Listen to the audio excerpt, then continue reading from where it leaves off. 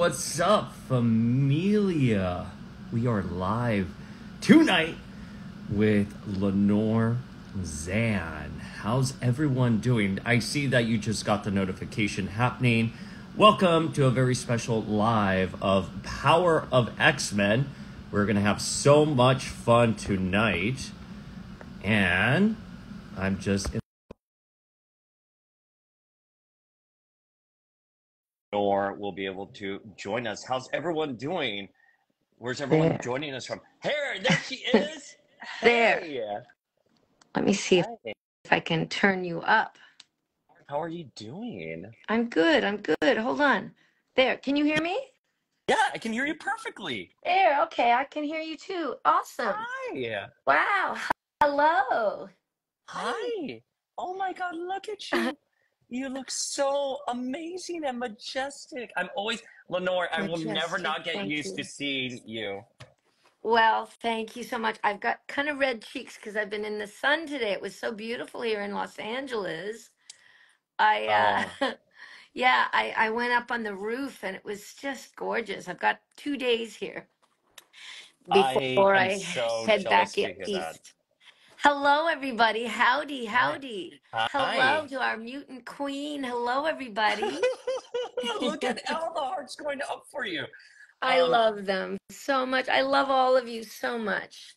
Where's everyone joining us from? Please drop it in the chat. We are going to be having a conversation today with Lenore Zann, Yeah, aka Rogue, yeah, and we're going to be discussing her memoir, A Rogue's Tale, which is available next week, beginning on the 15th in the US. But if you're in Canada, it is available now. Books have hit their warehouse, yeah. and Lenore's having a launch party next week.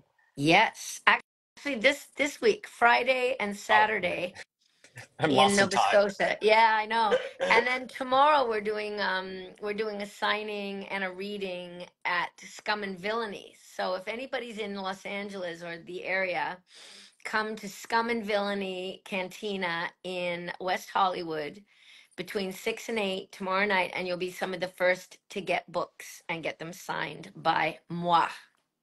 It is a Thank beautiful book in you, terms of the everybody. jacket and in terms of the actual content. And we have people joining us from New Jersey, Oh, California, nice. Georgia, Cincinnati. I was just in Ohio last week, Massachusetts. I was also there. Jacksonville, Florida. Florida I've people, stay safe. been there. Stay Yes. safe. Stay safe. Yeah, I was there earlier this year. I loved meeting all the folks in Florida, so I'm really worried about all of them. I know this Yeah. is a massive hurricane. We were supposed to Yeah. go back down this weekend quickly just to pick up some stuff, and our flights were canceled. Really? Yeah. Wow. Do you have your condo all boarded Yeah. up? Yeah, That's good. we put in impact windows and we have a really great HOA there. But Okay. Lenore, Yes, I want to ask you to darling. read some parts from the book. Yes. Can So there's just so many parts, right? I know? And I was thinking about it when we were talking on text, and I think actually a really fun part Hey, is sugar. Hey Yes. Sugar, um, is page Okay. And 49, which is your golden summer. I just yeah. want to see. Yeah. What And page is that one again? 49, and I think you should 49. pick up at the second paragraph that says, My boyfriend Charlie. Okay, page 49. All right, let me find this. Go for it. And folks, this 49. is a memoir that Lenore talks about a lot on it, from growing up to her overcoming addiction to X-Men. So this is Yeah. a book, folks. It's so important. Please read. We have so many great hypes and buzz for the book. So Yeah. you're hearing it Yeah. first here. Yeah, for sure. It's interesting too because I didn't hold back. I really told a lot of stories that I have never told before. Some of which are fun and exciting and sexy, Mm, and, mm, mm. and some that are pretty scary, downright scary. And yeah, I think you should get this book. I think you'll learn a lot. You'll learn not only a lot about me, but you'll learn a lot about yourself too.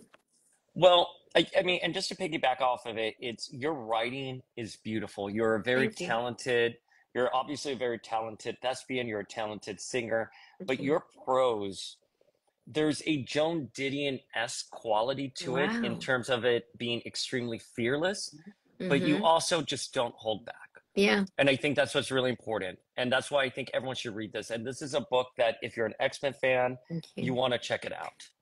Anyways. Thank you. And I hope I do it with some humor as well. What? You have some humor? I have no idea what you're talking about. All right. So I gotta put some light here. Here we go. All right. So I'm just gonna. How many paragraphs should I read? I think just go through, I think, till the end of the page, and then maybe we can pick up somewhere else. Okay. And then I'm gonna. There was a question in the chat there. Yes, I will be doing an Audible one, but not yet. It's taken everything we've got to try and get this one out, right, Paul? Oh, To get it's it, taken. Yeah. to get it to this point where it's actually coming out now in the books and being shipped out. It's been a mammoth job, but I do want to read the Audible version, and I will do it at some point. I just don't know when yet. So here we go. A Rogue's Tale. And this chapter is chapter 5. It's called Hey Marilyn, the Good, the Bad, and the Ugly. My boyfriend Charlie visited every other weekend as he was on a summer break from Ottawa's National Arts Centre. His movie star looks always slayed me, and he made a huge impression on other members of the company who welcomed him into our circle whenever he came over.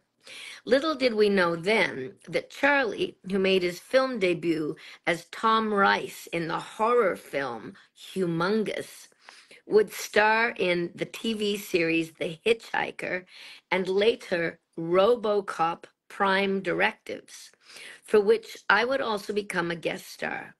But the summer of '79 was the first time Charlie experienced having to stand aside and watch for the entire summer season while I performed, instead of me being just the girlfriend while he performed with the National Arts Center Theater Company. I've always called that time the golden summer because the weather was, for the most part, gloriously sunny in Prince Edward Island. The nights, full of starry skies, were exquisite, and it felt so good to be part of a professional theater company full of young people closer to my age, all with the same goal. We were performing and entertaining for people and having a really good time doing it. At the end of the play on opening night, a serendipitous event occurred when the designer of the show, Werner Russell, came over and asked, "Hey, Lenore, I have a very dear friend here from Toronto, and he lives on the island during the summer, and he's just smitten by your performance tonight and thought that you stood out. He'd love to meet you." Intrigued, but already feeling rather sorry for the guy, thinking, geez, I didn't do that much. I had a small role. How on earth could I stand out? I said, sure, I'd love to meet your friend. Where is he? Warner brought me over to a man who looked to be in his 30s, who was sipping a drink in the corner, quietly observing the party. And it didn't take long to discern that his friend was extremely shy and not good at small talk. It was hard at first for him to get him to say anything at all, but I introduced myself and said, well, I hear you enjoyed the show. Now, it turns out, by the way, that this gentleman was an incredible playwright named David French, who had written a number of plays that I had read at university, and he was my favorite playwright of all time. So when he told me that his name was David, I asked, "Well, so what do you do, David?" And he said, "I'm a writer." And I said, "Oh, what do you write?" And he said, "Plays." Please. And I I love went, that part. "David." And I immediately went, "You're not David French, are you?" And he blushed and he said, "Yes, I am." And I was able to tell him, You are my absolute favorite playwright. You and Chekhov and Shakespeare. Which is quite And the we honor. and we became bosom buddies, best friends from then on. And he later wrote a play called Saltwater Moon about a young woman pining for love in the country, and he said that he wrote it with me in mind because he'd had writer's block the summer that he met me. And after he met me, he got over his writer's block and started writing this play called Saltwater Moon. And I ended up playing the role of Mary Snow, the lead female in it, for the CBC, Canadian Broadcasting Corporation, for a radio drama. And I won Best Actress, Best Voice Actress, and I was only 26. So that was, so this was a serendipitous event in my life, meeting David French. And who knew? And I played a small role in the show. But by the end of that summer, and that's what this chapter is about, by the end of that summer, I was discovered to play Marilyn Monroe in a rock opera on the life of Marilyn Monroe. And it made me a star in Canada. And I started getting movie and television jobs right after. I was only 19. Lenore, Thank you. the Yeah. the thing that I love about your life is that I think serendipity is a word I would use to describe a lot of your adventure. But Yeah. it almost feels that you're just Thank you, connected everybody. to something. Look at all the Well, hearts thank coming you and all in. the Like, congratulations. Thank you so much. Really appreciate it, folks. Lenore, question for you. Yeah. Because you've had so many adventures and your life has never been slow. I just always feel every day of your life something is going on.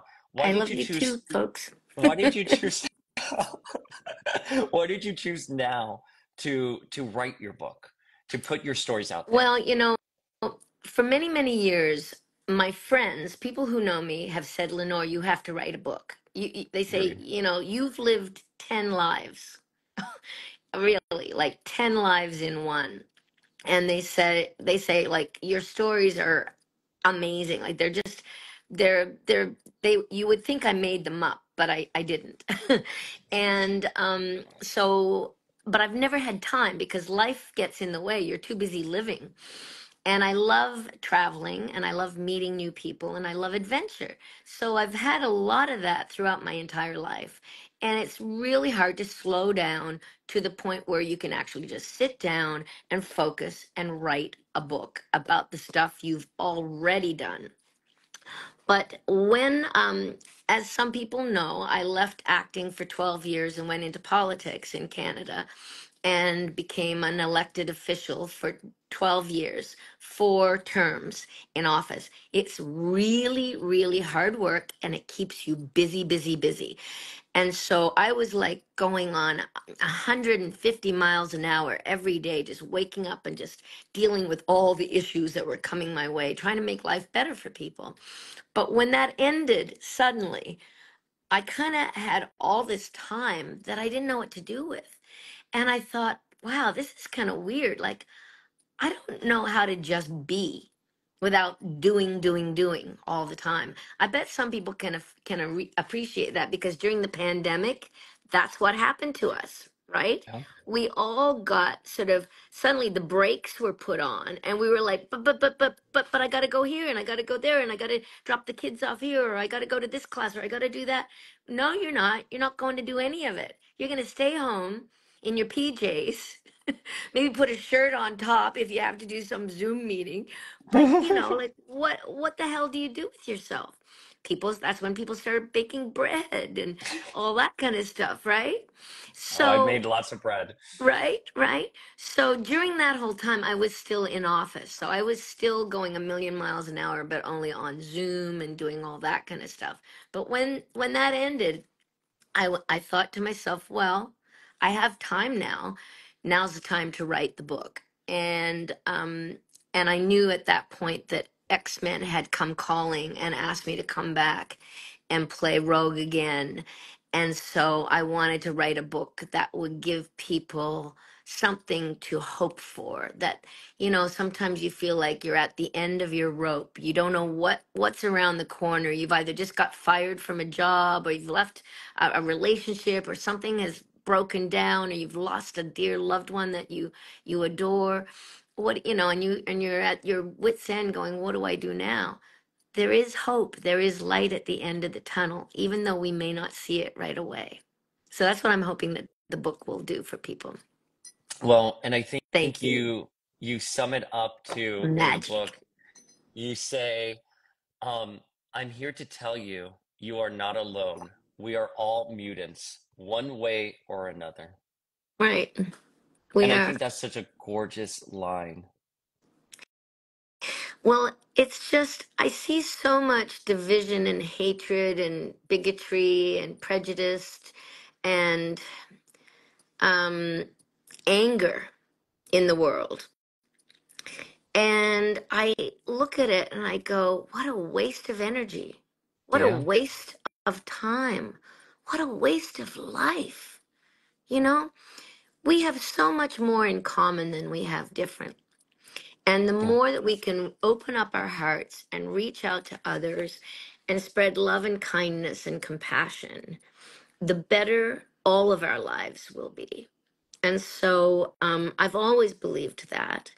And if I can inspire people through my book to look at some of the things that scare them, some of the things that they've had to go through themselves, that they've hidden under the rug, that you don't want to deal with, you don't want to face, you sort of hide it and you pretend it never happened. But sometimes when you sweep enough of those things under the rug and you don't understand why maybe you're acting out, or why you're drinking too much, or why you're having too much dangerous sex, or not taking care of yourself, overeating, drinking, drugs, whatever it is. Um, sometimes once you've swept too much stuff under the rug and you haven't dealt with it, and then you lift it up to sweep some more stuff, you discover all these ugly eyes all looking at you, and that's when you go, holy shit, there's a whole lot of stuff there I have never dealt with. And that's what happened to me. And and so that's why I'm also writing this book now, to tell the story of different things that have happened, that I've experienced and that I'm still dealing with. I want to ask some more questions about the book, but we have so many of the familia dropping Okay. comments in the chat. Lenore, let's Hmm. just read some of them really quickly. Miss Leandra83 says, love how passionate you are. It reflects in Rogue. You have an affinity that shines through in your voice. Aw, that is so sweet. Thank you. I believe the voice is an instrument. The voice is one of the oldest human instruments, which is why music and singing is so important in society and has been for eons, and why storytellers, sitting around the fire, telling stories of the hunt, telling stories of the past, telling stories of our ancestors, indigenous people's storytelling, passing the stories on from generation to generation is so important. And I hope and I believe that I am one of those. My dad was a storyteller, and I'm pretty sure I inherited it from him. Well, you also talk in the book about your dad and how he was a major influence on your imagination. And Yeah. of course, you go on to be one of the greatest comic book characters of all time. What did Dad say about that? Well, Dad passed away last fall, about a year ago, Yeah? actually, a year ago, a couple of days ago. He was 91, but when he was a young man, and he was my dad, and I was just an only child in the beginning until my sister was born when I was 12. When I was about like 5, 6, 7, 8, Dad would read to me, and he would always take on the voices of the characters. He didn't just read it straight. He would take on all the different voices of the characters. And I believe that was partly what started me thinking that way, of taking on different characters and being able to change your voice and be different characters with your voice. Um, so fast forward you know, when Dad is older and he knows that I'm going to be coming back and doing X-Men, and I'm excited about that and everything, he's kind of like, what is it? He didn't quite get it. He's Dad, kind of like, well, what is Paul. it? I'm like, well, he said, like, so it's a cartoon. I'm like, yeah, it's a cartoon, but it's kind of more adult cartoon. Like the stories are very universal, almost like mythological. And they are. I look at X-Men as being our modern day mythological heroes. So back in the day, they had their Greeks and their Mesopotamian and their African and their, you know, it goes all over the world. They had these mythologies. And X-Men for us is kind of a new iteration of those same stories, but told in a different way and with different characters. And I think that's why it's lasted, because it's universal mythology. It's the hero of a thousand faces. Joseph Campbell, if anybody's interested in mythology, I've read a lot of Joseph Campbell, and he talks about the hero's journey and mythology in our lives, and it's very, very interesting. Well, and it's also a modern day interpretation of that mythology delivered brilliantly by you and so many of the other actors that just hit an audience at the right age as they were coming to. Like I talked about my love for Rogue. When Mm-hmm. I first got a little Fleer Joseph Ultra Campbell, yeah. card Mm-hmm. where I flipped it and it said her name was unrevealed and she siphons these powers. And then I see you on the animated series, and it's not only that you siphon powers, you can't touch other people. And Right. and it's one of these high concepts in that mythology that really makes it, I don't, it's mind blowing for an audience. And you, again, you and what so many other folks with X-Men have done is you talk up to your audience. You don't talk down. Yeah, So that's right. with Dad Zan, Paul Zan, Yes. it's, I'm sure he understood that it was this high way of delivering stories, and you did it so brilliantly. Yeah. Um, so you're getting a lot of comments in here. Finch, who we love very much, says icons. Just one uh, icon, it's you. right. Um, I'm we so have. glad I have a Marvel idol. Thank you. Thank you so much. So I am getting some questions here. Mm-hmm. Okay. Oh, I can't pull them up, but folks, if you send it into the question chat, I'll read them out loud. And one of them comes from Scott, who says, "What is the name of Lenore's book? Love keeping you safe in Austin a few months ago." So it's called A Rogue's Tale, Oh. and you can get it on Amazon. Hi, Rana. Rana in Halifax. I know you. You're my friend. I love you very much. Yes, it's called A Rogue's Tale. You can pre-order it on Amazon. And tomorrow night in Los Angeles, I will have copies with me, and I will be signing them and selling them there for folks who want to get them. And then I'll be going to Halifax on Friday night from 6 till 8 at the chapters in Halifax. And then Saturday in my hometown in Truro from 1 till 3 at Cole's bookstore. And the books have arrived. After that, this is interesting. I'm going to New Brunswick next week to start shooting a new TV series. Yes, Hi, you Rana. are. Yes, I am. And the new TV series, it's a live action series. I've got a small but recurring role in it, and it is called Revival. And it's based on the horror comic book series that was called Revival, that was popular from, I think it was, they said 2012 to 2017. And this is the live action version of it, and it's for Sci-Fi and NBC. So you'll be able to see that pretty soon. The other thing is, I've got a movie coming out. It's called The Legend of the White Dragon with Jason David Frank. It was his last movie, sadly, before he passed. I have a nice small role in that, which Bat in the Sun, Aaron Schenke and Aaron Oh, we love Schenke Aaron. created. Yeah, so that will be coming out at some point soon. And then next year, I have an animated feature film that's a musical, and it's for children, called Space Bears. And it's about these little bears from outer space whose mission is to go around to dying planets and try to teach the inhabitants to protect and preserve the environment. It's That so is just sweet. so perfect. And that is Yeah, so you as I well. know. And you're working with Aaron with that too, right? Is Yes, Aaron Aaron. part of that project? Yes, Yeah. Aaron and Sean Shunka, they wrote and directed this one too. And there are some big stars in it. I'm not allowed to say who, but you're going to be very excited when the word comes out. And that's called Space So Bears. so Space Bears is going to lead into my next question. And there's this Okay. part of the book that you talk about how you went back and forth between your mom and Mommy Marshall, Yes. and Yes. how you were talking to Mommy Marshall one day, and she said to you this beautiful line that I want you to unpack for us. Okay. Um, Magic, and this is what Mommy Marshall, your grandmother, said. Hmm. Magic is nothing more than a change in consciousness, mind over matter.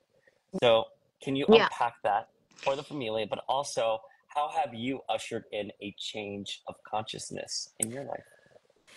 Well, thank you for that question.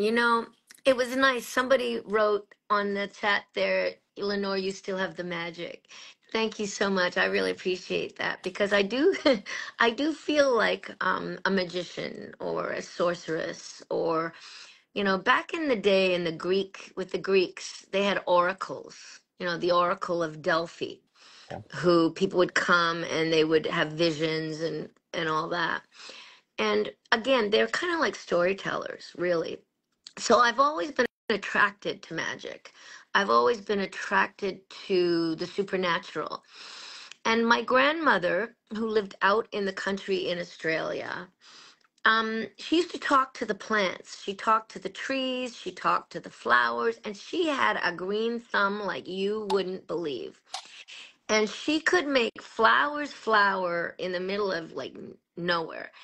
And she believed that she was communing with nature, and she taught me that it was a thing that you could do. And it was interesting because one of her best friends out in the country was this beautiful old indigenous lady named Mrs. Ping, who would tell us stories of the myths and the legends of the Aboriginal indigenous people of Australia. And Mummy Marshall would tell us stories about, like fairies and witches and dragons and all this kind of stuff. And she did sun salutations to Mithra, the sun god. I mean, she had been a Catholic when she was in her younger days. She'd gone to a Catholic school and everything. But when she put my mother in Catholic school, the nuns gave my mother a nervous breakdown when she was 14. They were so cruel. They were so mean. They said horrible things to her. She was a really beautiful dancer, and they used to make fun of her, and just they were horrible. And so my mother begged her mom to take her out of the Catholic school, and my grandmother agreed. And they made a pact, and they said, okay, the nuns are going to try and talk us out of it, but no matter what they say, don't let them talk us out of it. I'm leaving. And Mummy Marshall, my grandmother, her mother, said yes.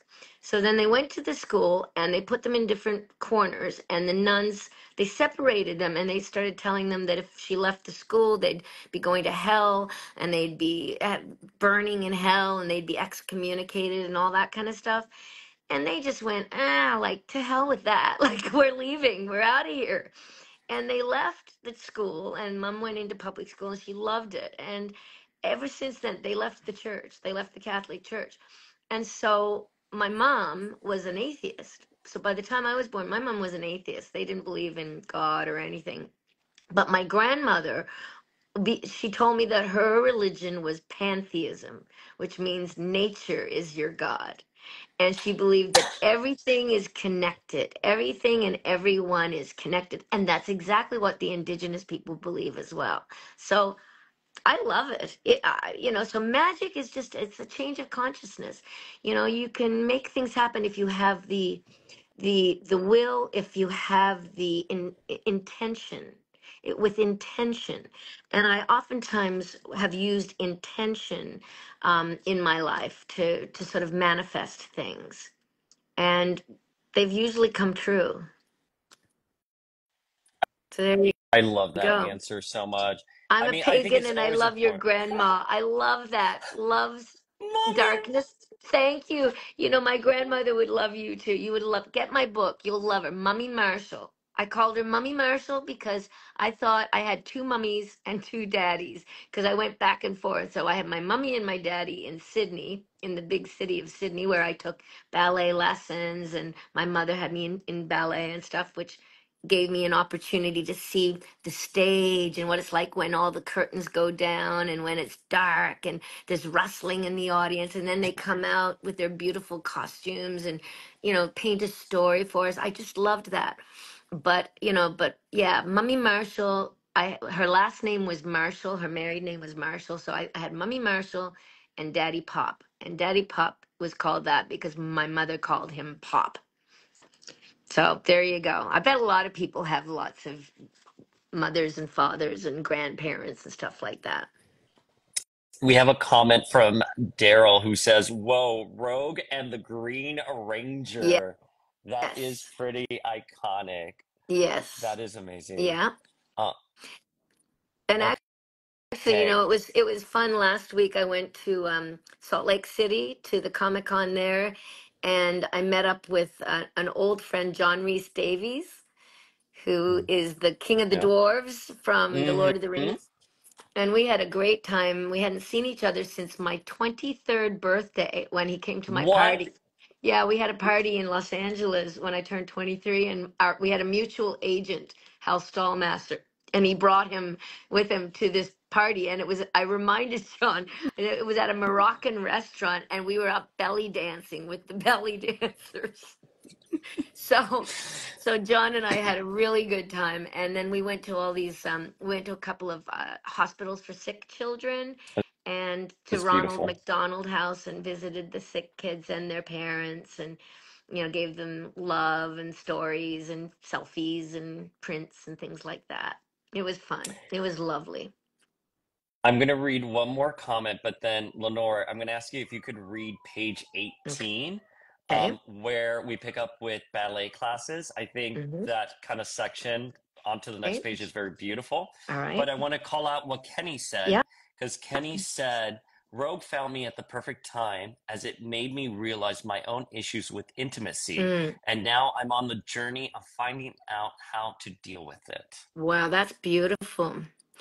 Well, before I delve into the reading, I was talking to someone else today on another podcast, and I mentioned that in X-Men 97, in episode 5, Remember It, um, when Rogue floats down from the ceiling in that beautiful red dress, and Ace of Base is playing Happy Nation. I know it's become very triggering for a lot of people, but right. Um, right, but Lenore! yeah, so I start dancing with Magneto, and then we, you know, touch palm to palm, and then we kiss, and at the end of that kiss I pull away, and Magneto thinks, and I think the audience thinks, that I'm going to say something like, oh, I love you and I'm going to be with you forever or whatever, but I don't say that. I say something else instead. And what I say is something that I brought to that moment. There was something else written there in the script, but I asked the Bo DeMeo and the casting director and those that were there, could I say something else? Because there's something that I think she would say instead. And they said, sure, go for it. And what I pulled away from him and I said, thanks for the dance, sugar. But Remy was right. Some things are deeper than skin. That was an improv line? Oh my Yes, it was a goodness. And that, line that I thought of, and yeah. I wrote it in my script, and then I asked them, would it be okay if I tried it? And they kept it. Oh And I my love it goodness. because it means so much. It means, you know, true love is beyond what you look like. It's beyond the physical. It's something deep inside. And you know, and the whole issue too in humanity where everybody's fighting other people and looking down at other people because of whatever color skin they have, which means nothing. We're all Yeah, it's skin. Who cares what color it is? You know? So it's like some things are deeper than skin. Yeah, it is. Yeah. Like, and so intimacy and being able to open ourselves to another, it's something intangible there that we have to sense in the other person. And we have to sense that we can trust them to open ourselves to being who we are without fear of being like smashed. That's gorgeous. And I have to tell you, I mean that entire sequence with Rogue, Magneto, in that moment, it's just so beautiful. And then the irony of the episode, like the Shakespearean tragedy, is that she realizes this, that there are things Yeah, deeper than skin, and then she's finally able to touch Remy, but Remy is I dead. know. Oh, You just it's gave me just chills. You just gave me, my oh. hair is standing up on my arms. I just like I it's just know. brilliant. Thank It's you. brilliant. And the way you Thank delivered you. that, everything. Thank you. Or Well, as I've said before, I mean, I was grieving yeah. the loss of my lovely, sweet young Maya, who was my niece, who was only 17, and she had passed away from cancer, like about a year before. And so I had been grieving for months and months and months. And I decided to put all of that grief into my performance so that it would be an authentic performance. And you could hear viscerally in my voice what it's like to lose somebody that is that you love so much. And I did hope that because most people had lost somebody or something important to them throughout the pandemic, and also watching all these terrible wars unfold around the world and seeing body counts piling up all around the world, that is traumatic. And I think we all suffered from trauma from all of that. And I felt like a lot of people probably are bottling up their grief and it's coming out in anger, but really what they're feeling is sad. They're Yeah. feeling really sad and scared. And so I was hoping that the performance might jog them and sort of trigger them into feeling their own feelings and having a cathartic experience and then letting it out in tears, which are very healing. The tears are very healing. And I just want to call out Oh, Love's Darkness again said, we lost my brother to brain cancer back in 2012. He was 24 and I was with him. Oh, oh. we're so sorry to hear that. Yeah, we are. And someone else just said they lost their dog too. I lost my dog and my grandma to cancer. Cancer sucks. You're right, it does. It Fuck does. cancer. Fuck Yeah. cancer. And that's why I was glad that I was able to go to the Children's Hospital with John Reese Davies in Salt Lake City and visit the kids. They were little kids. They were 2 years old with leukemia, and little babies. And And Rogue I know it. Gimli is They're there going and through. they must have Yeah, been so happy. yeah, they were. And I mean, the littlest ones didn't know, who we were, but the parents did. The parents loved it, right? So, Oh, and it's oh, but you and the guys thing brought so is, much joy.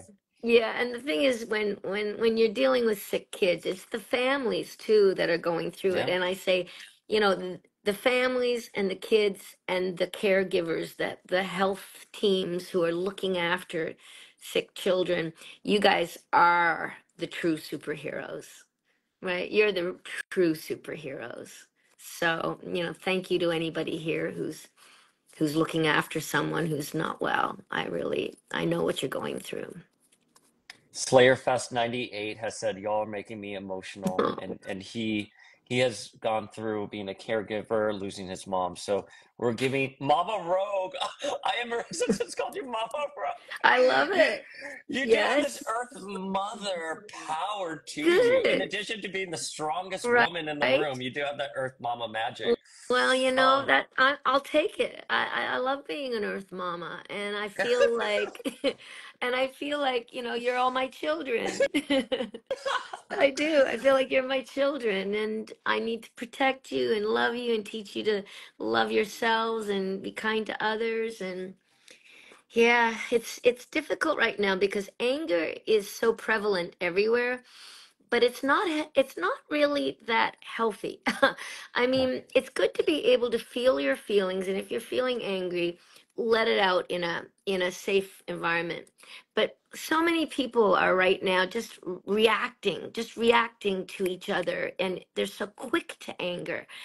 And again, I say, look underneath that emotion and see what is underneath that emotion.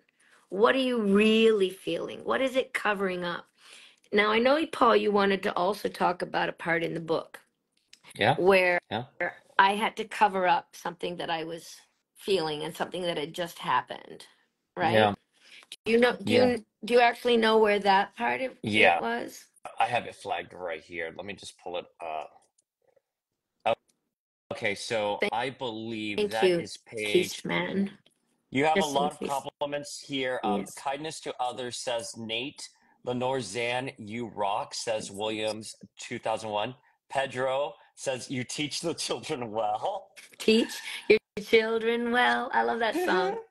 um, Classic by Candace, who we love, says kindness is king. And Lenore, the passage that I'm thinking Hmm. of Yeah. is page 156, and it starts at the second to last paragraph. That is the Okay. passage that I was on a flight from Florida, or it wasn't Florida, it was from Boston to New York, and I Yeah. read that midair, and my heart just sank all the way down to back to the earth because.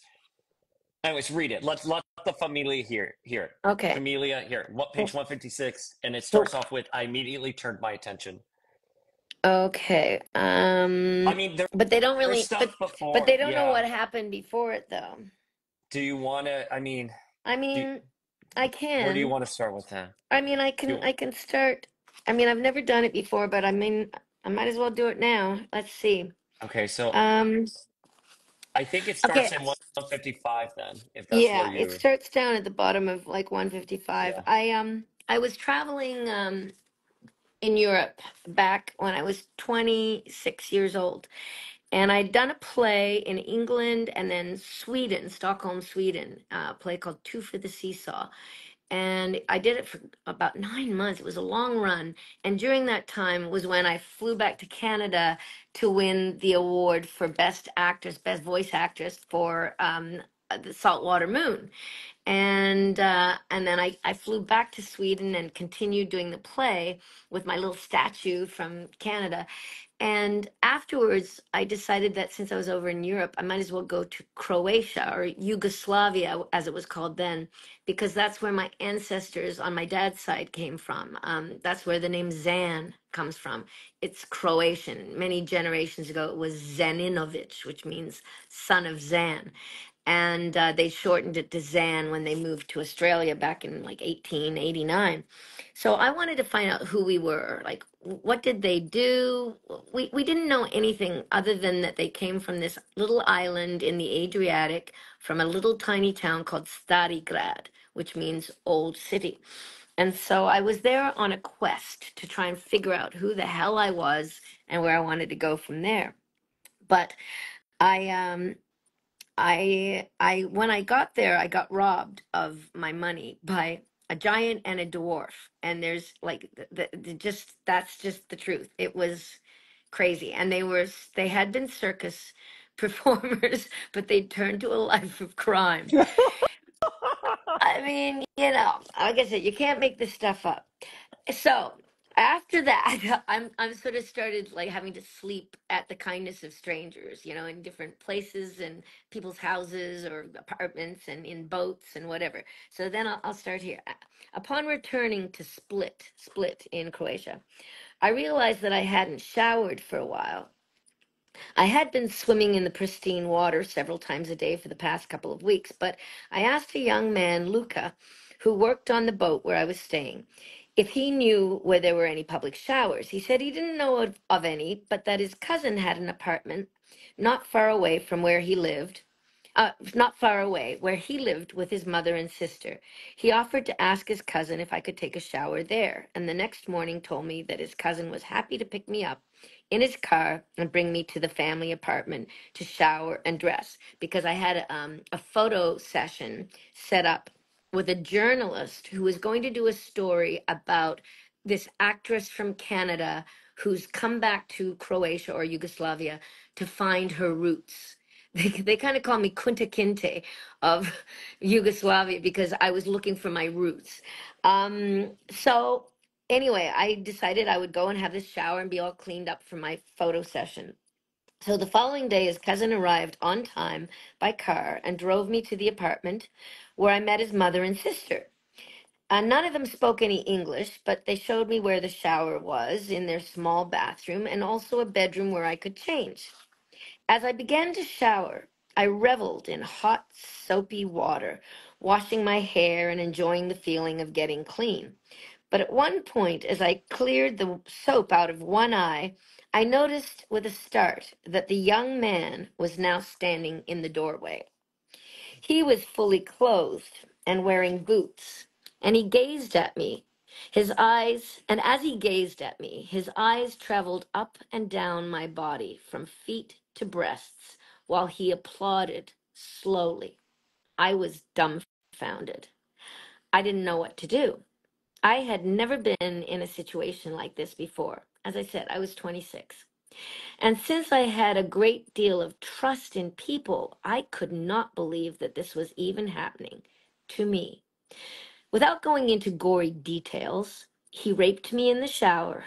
I'm not a violent person, but at the time, all I could think about were the men in my life who, if this was happening in Canada, I could tell, and they'd want to come back with baseball bats and beat the hell out of him. But such was not the case. After this ordeal, he left me to finish getting ready. So, in shock, I showered extra long to make myself clean again, telling myself, it's only your body. It's not you. This just happened to your body. It didn't happen to you.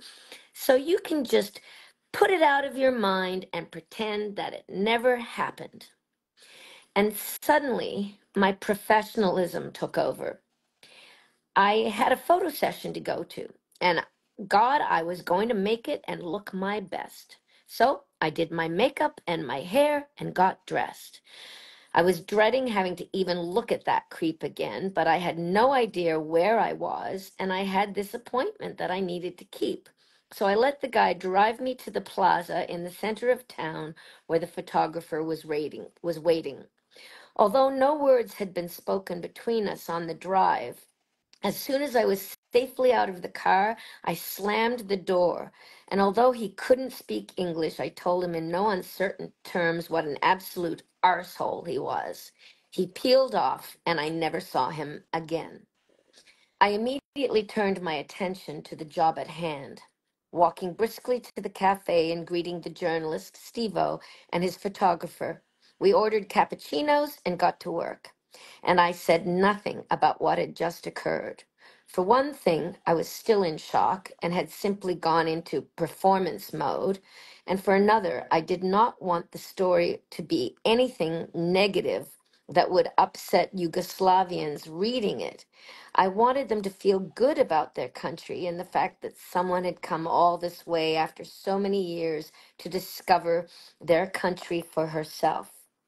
But just as my picture was being taken, I remember thinking, nobody who sees this photo will have any idea of what just happened to me in this past hour. But when I look into my eyes in the photo from now on, no matter how far in the future, I will know. And then I hit my mark and smiled for the camera. Yeah, How was it? How was it writing that? it was hard. It was Mm. hard. It was the first time I've put it into words. Yeah, but it's been in my brain for a long time. And the image, and just the feeling of powerlessness.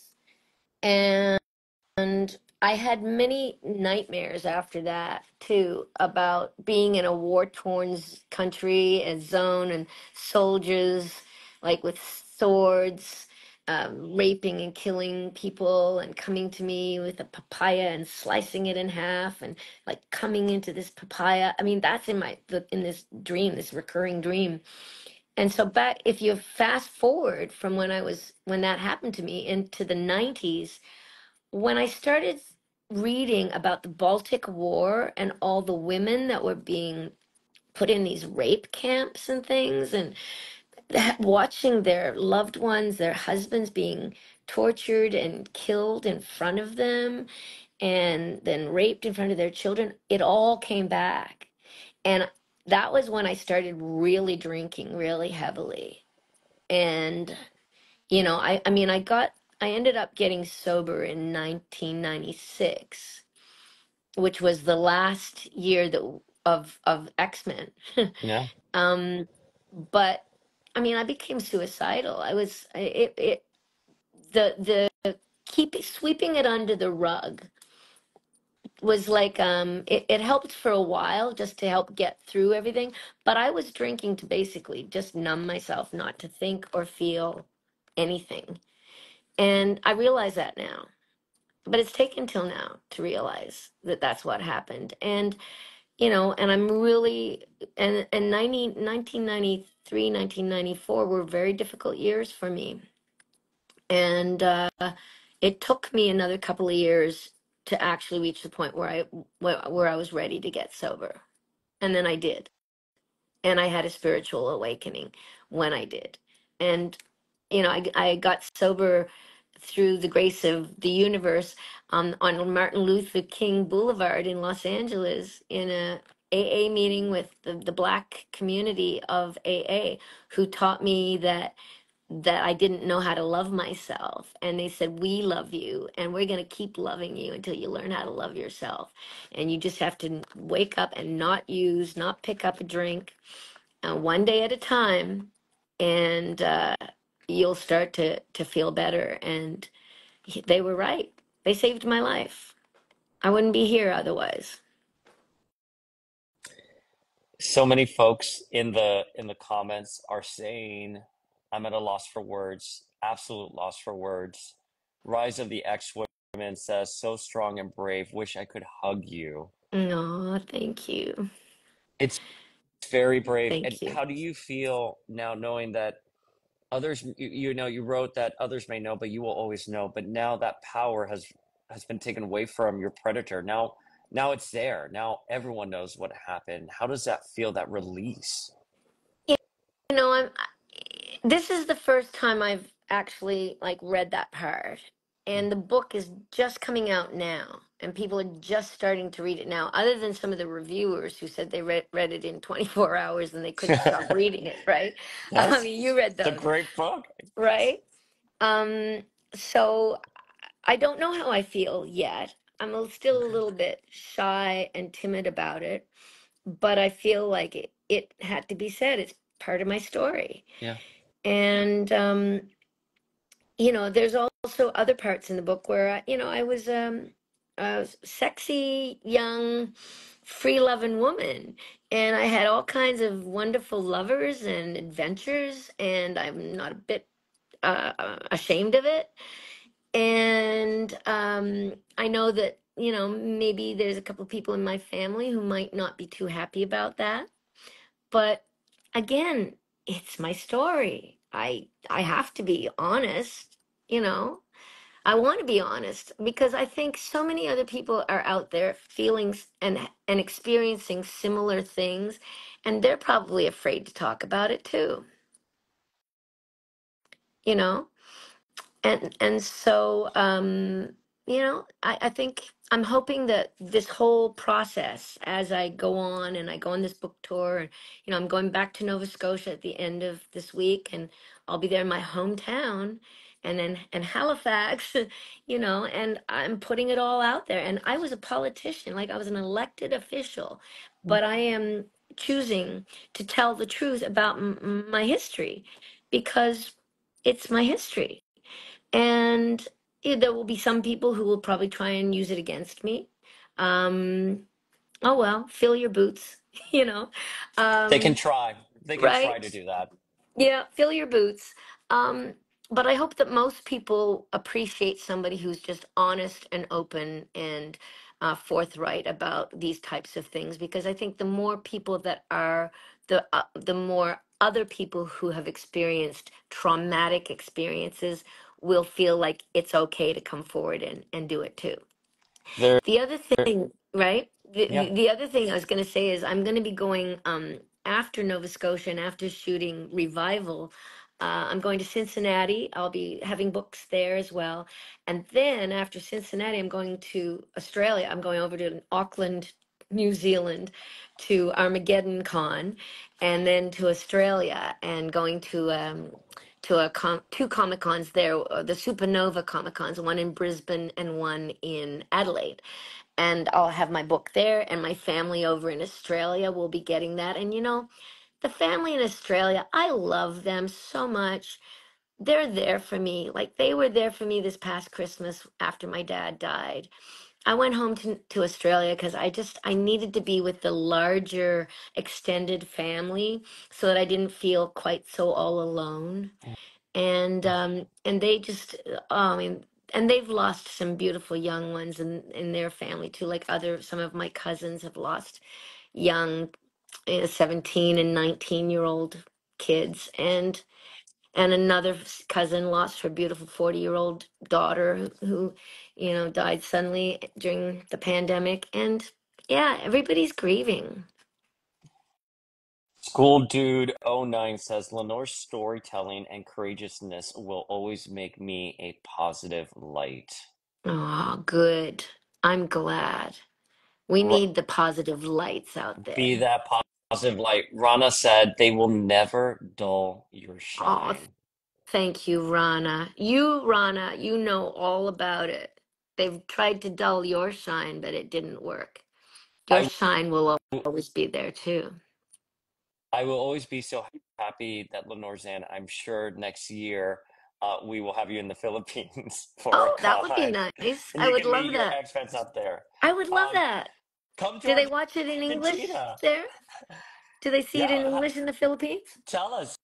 Look, everyone's telling you, come to Argentina, go to the Philippines, I'd love like to come to Argentina. come South I'm going to Puerto America. Rico. I'm going to Oh, Puerto Rico in January. oh, that's We're right, you we're doing a Comic are. Con there. Yeah, Magneto and Gambit and I are all going to Puerto Rico in January. That'll be fun. I'm looking forward to that. So, Lenore, I have one more question about book. Familia, you need to go. You need to order the book. Yeah, order the book, pre-order it on Amazon. And if you're in LA, come and see me tomorrow. It'll be the last time I'll be able to do this for a while. Come see me at Scum and Villainy. And Cincinnati, if you're in Cincinnati, I'll be there. I'm thinking about coming back to LA in December and maybe try to do a Barnes and Noble thing. We reached Hmm. out to them today to see if they could do like Wonderful. a, yeah, because I'm up for an award. I'm up for an Astra Award Yes, on she December the is. 8th, I think it is. Yeah, so we'll see what happens there. It's just nice to be nominated, you know? Well, It's awesome. you're you're extremely talented, and we've loved you in X-Men '97. But folks will, when they read the book, discover that you Yeah. also spent a summer being a scream queen, and you were doing lots of horror movies, Yeah. specifically visiting ours. Yeah. And I remember this interview you did when I first got to know you, and I was Hmm. doing research on you about how you had broken your arm for one of them, and you were talking to your co-star, and you're like, "If you touch me here, it's going to be a real scream." Yeah, right. But Please don't touch that arm. Touch anywhere else. Grab me anywhere else. Just don't touch that arm. and Yeah. and that's how we have the hashtag Rogue Scream out there for the familia Right. to enjoy. Right. But I want to ask you about the horror genre and Mm. being in your 20s doing Yeah. the horror movies. What was so special about horror movies? Why did they resonate so much? And long before you were known as a superhero, you were a scream queen. You've always gravitated Yeah. towards really specific genres. I don't know what it is. Maybe it's my name, Lenore. you That's true. know, Quoth the raven nevermore Nevermore. by Edgar Yeah. Allan Poe, right? I Yeah. mean, that's how I got my name. And I mean, the raven is like the messenger between the living and the dead. And so I feel like my name has a certain potency. It means light. Lenore means Yeah. light. And I think it's kind of has a potency to be to attract those kinds of stories. But I was in my 20s. I just played Marilyn Monroe, like a big sex goddess in this rock opera. And then I started getting offers for films that they were shooting in Canada. Um, and the first one I did wasn't a horror film. I played a young teacher in one called The Hounds of Notre Dame. But the next one was Happy Birthday to Me, which is with Melissa Sue Anderson, who used to be on Little House on the Prairie, and also Glenn Ford, who was a movie star a long time ago. But I did that movie, but I survive in that movie. But if you want to watch horror films, The Happy Birthday to Me, check it out. It's good. It's a classic. And then I did Visiting Hours. And Visiting Hours is really good. Lee Grant plays the leading role in it. And she plays this feminist journalist who is really, anti domestic violence and all that kind of stuff. And there's a sort of a psycho killer played by Michael Ironside, who's also a Canadian and who was a friend of mine back then. I haven't seen him in many years, but he played the psycho killer, and he hated feminists, the Yes. character. So he's out to get the feminist, and he lands her in hospital, but she's still alive. And then he meets up with me. And then I'm this sort of street urchin young woman with hair down to my bum. And I mean, it was my real hair too back then.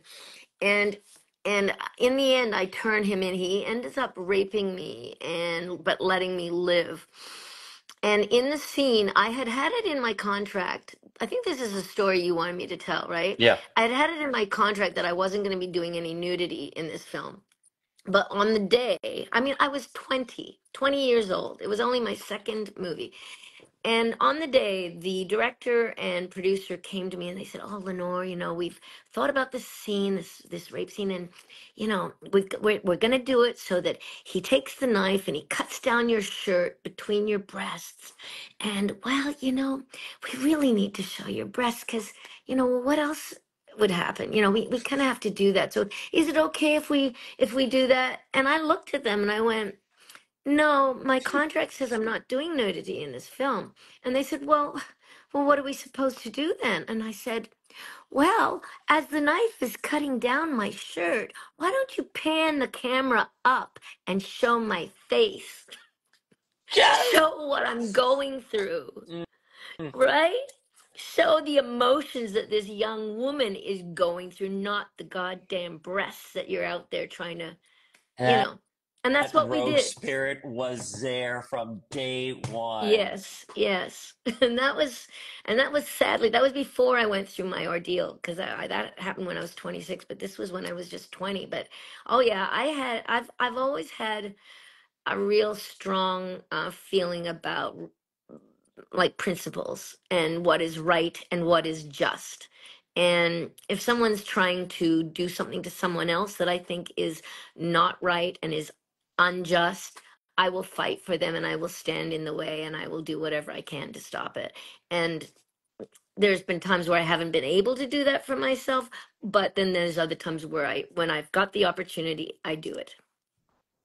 That is a mic drop right there. Lenore, I'm so happy this book is out there. Familia, go to Amazon right now, pre-order the book. It's coming. We've been in touch with the publisher. We know the books are heading to the US. It's available now Yeah. in Canada, A Rogue's Tale. And Lenore, I'm going to turn it over for the Familia to ask a couple questions. Okay. Throw in your questions in the chat, but I know the first thing everyone wants to ask is about X-Men Yeah. 97, Yeah. season 2. Mm-hmm. No, what can you say about a season 2? Well, familia. Hmm.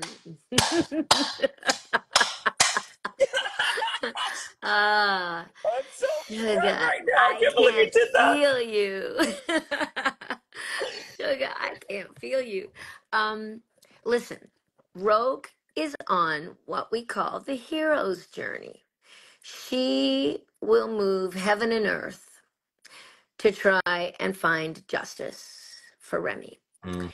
And by the end of season 1, she ain't satisfied yet. So expect to see more of Rogue on her journey. And buckle up your seatbelt because you are going to be in for a wild ride. Oh, that is so great. We have a question from Daryl who says, Mhm. and I think this is such an interesting question. I cannot believe that I have never heard someone else ask this question to you because it's such a great question. Mhm. And he asks, Lenore, would you ever write or direct an episode of X-Men if given the opportunity? Wow. You know, I think we have amazing writers. And I don't think I would feel, I mean, I definitely am interested in helping to talk about different storylines. And I've actually been doing that. I met with Matt Chauncey, our new showrunner, head writer, and we talked about some stuff that I thought would be really cool for Rogue in season 3. And so I'm pretty excited about that. We seem to be on the same page, which is wonderful. So I'll say that.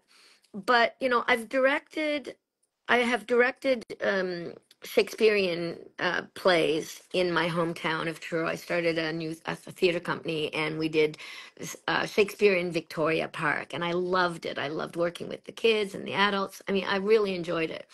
But to be honest, I've just finished writing this book, and I'd like to also see it done as a film. I would like to see it Agreed. done as a feature film with a young actor who could be me at the age of, in her 20s.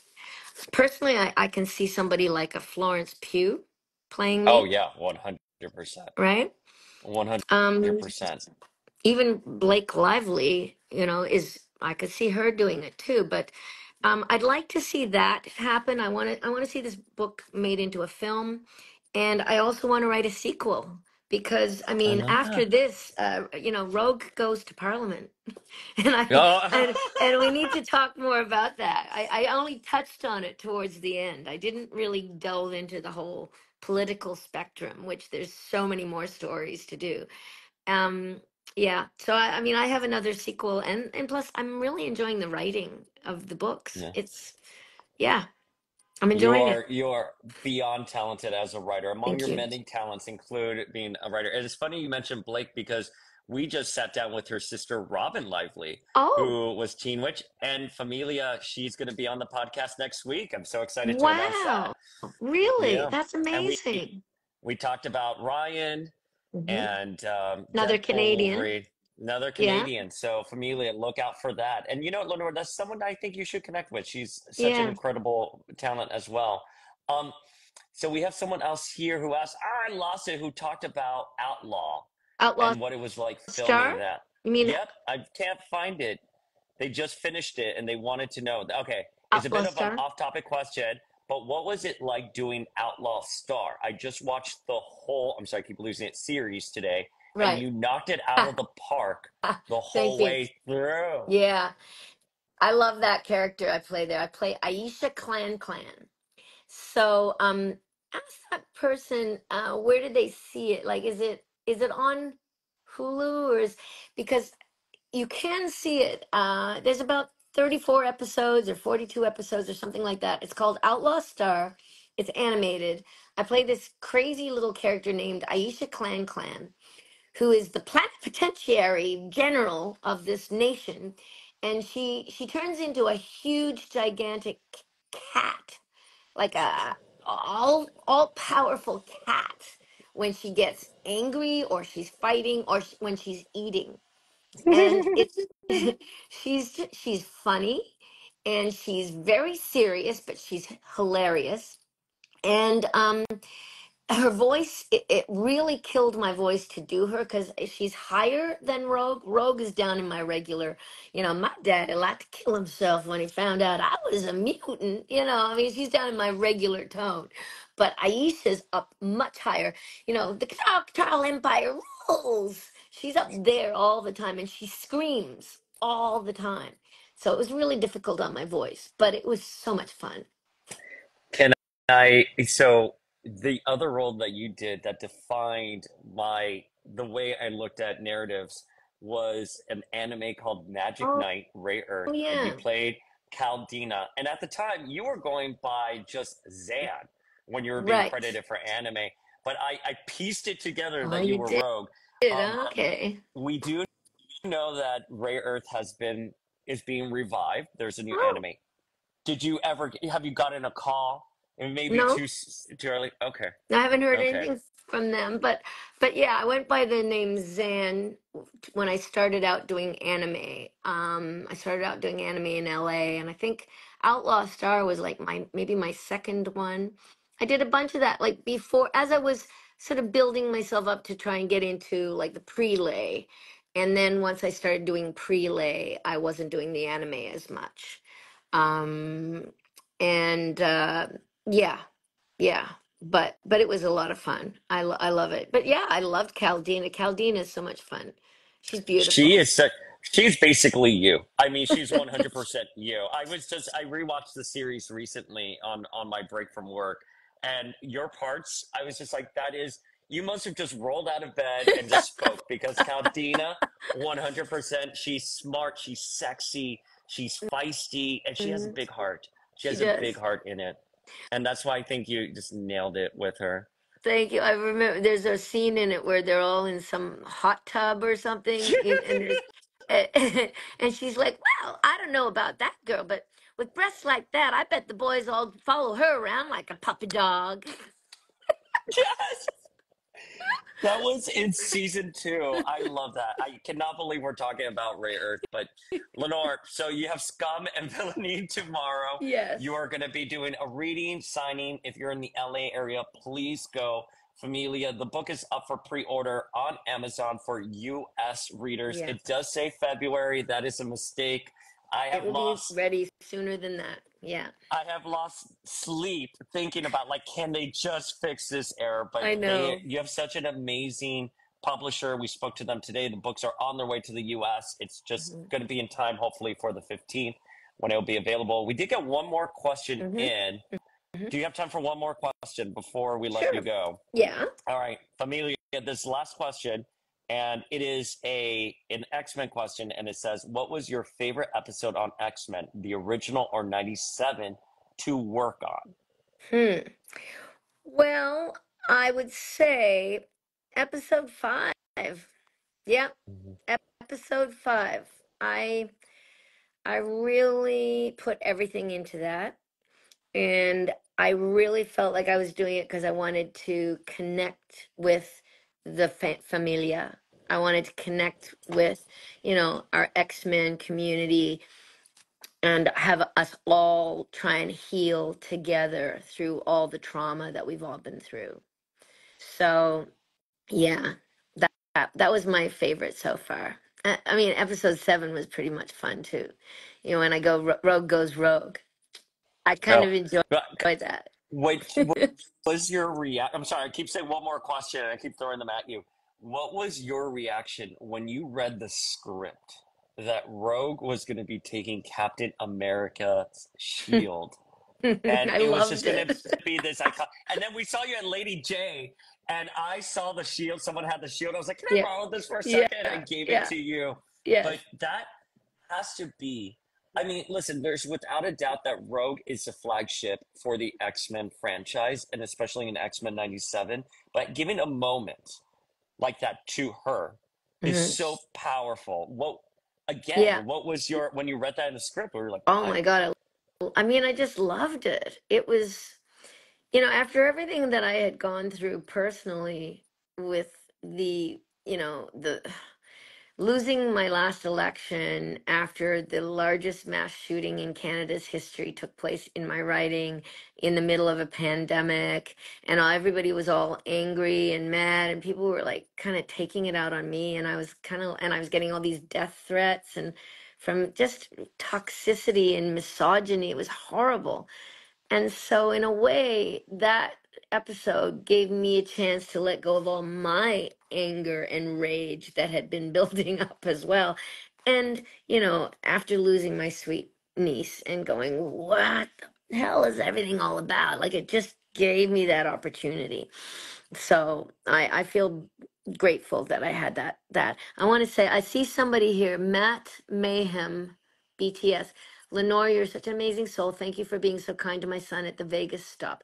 Hey, no worries. I love the kids. I love talking to people, and I love bringing them out of their shell too. And if I can take any time with them, I just love to do that and make them feel seen and heard. It's so important. So thanks Lenore, thank you for for coming and seeing me.